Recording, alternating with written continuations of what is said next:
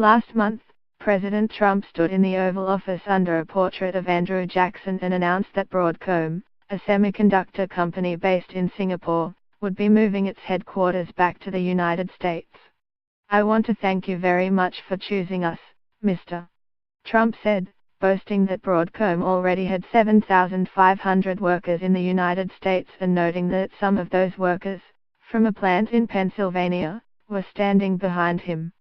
"We're looking forward to seeing that number grow very substantially, which it is now anticipated to do." He added that he was thrilled to see Broadcom's $20 billion in revenues come back to our cities, towns and American workers.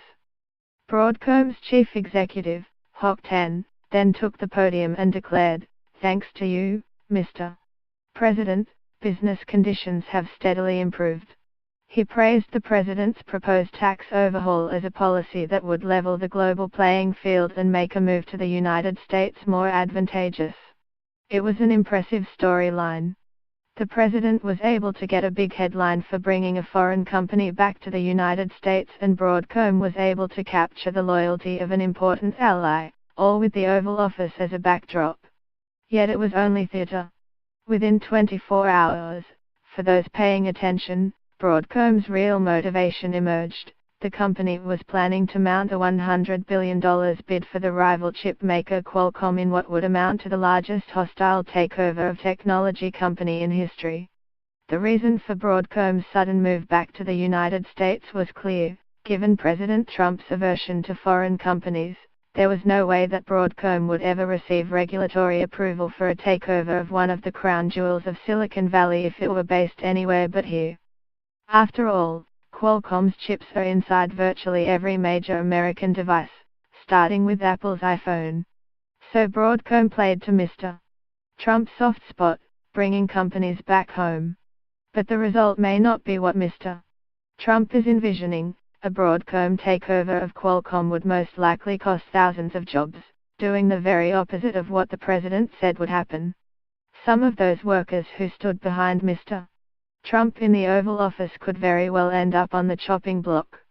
If there is any question about Broadcom's job-killing ambitions, look no further than its own news release, which said the combination of our two companies and associated synergies will be accretive to Broadcom's earnings.